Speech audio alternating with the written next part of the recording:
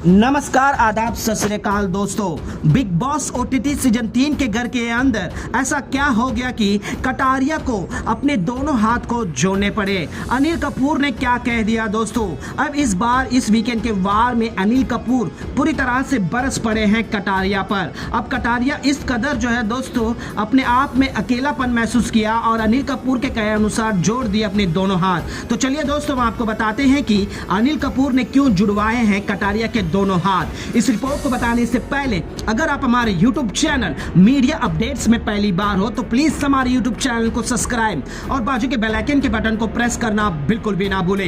Big boss OTT season 3 के घर के अंदर दोस्तों कई सारे ऐसे मुद्दे हैं जिसे हाईलाइट किया जाना चाहिए। सबसे पहले बात करें तो दोस्तों ये वो है अरमान मलिक का। लेकिन अरमान मलिक को क्यों फेवरेटिज्म मिलता है, उसके मुद्दे को क्यों उछाला नहीं जाता है, ये तो मेकर्स ही जाने। लेकिन अब यहाँ पर कटारिया के एक एक पॉइंट को ऐसे गिनवाते हैं जैसे कि कटारिया ने कोई बहुत बड़ा गुनाह कर दिया हो।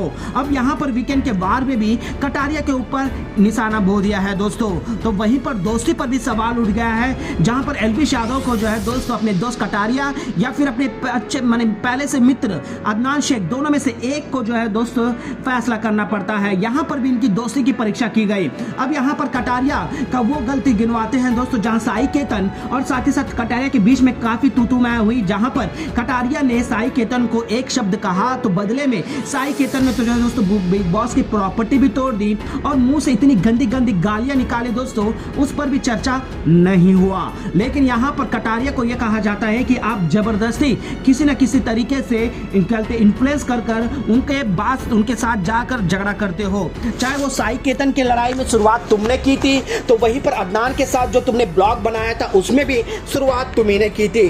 अब तुम इतने सारे मुद्दों पर जबरदस्ती झगड़ा करते हो और तुम कहते हो कि मैं कुछ गलत नहीं किया हूं। अगर तुम्हारे दोस्त तुम्हें समझाते हैं तो तुम्हें ऐसा लगता है कि वो तुम्हारे समझाने लायक नहीं है। अब तुम इतना एटीट्यूड से इस घर के अंदर हो तो क्या तुम्हें लगता है तुम आगे जाओगे? तुम्हें लगता है तुम्हारे दोस्त तुम्हारे साथ देंगे? तो यहाँ पर बड़े ही प्यार से जो है जवाब देते हैं कि मेरे दोस्त को मैं जानता हूँ और मेरे दोस्त मुझे कभी भी बीच रास्ते में नहीं छोड़ेंगे और मेरे लॉयल्टी है, या चाहे वो विशाल हो या फिर शिवानी कुमारी हो या फिर सना मकबूल, ये लोग मेरे साथ लॉयल रहेंगे, इनके साथ मेरी कभी भी अनबन नहीं होगी। लेकिन यहाँ पर तुम्हारा तो गलती वही है कि तुम अपने दोस्तों की भी नहीं सुनते।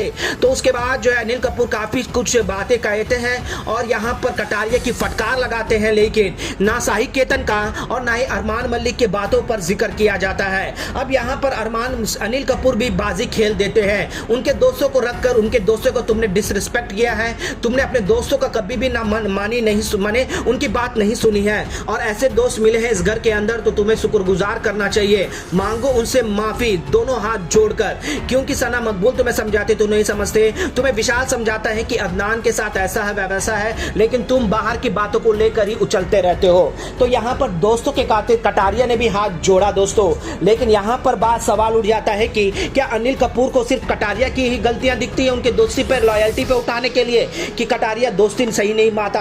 अब यहाँ दूसरी तरफ जो दोस्ती का इस्तेमाल कर जो उनके ऊपर उनको दबाकर ऊपर चढ़ रहे अरमान मलिक हो या फिर रणवीर, इन सभी पर मुद्दा नहीं करेंगे। वेल दोस्तों, जो भी हुआ है दोस्तों, दोस्तों को लेकर कटारिया ने तो हाथ जोड़ लिए।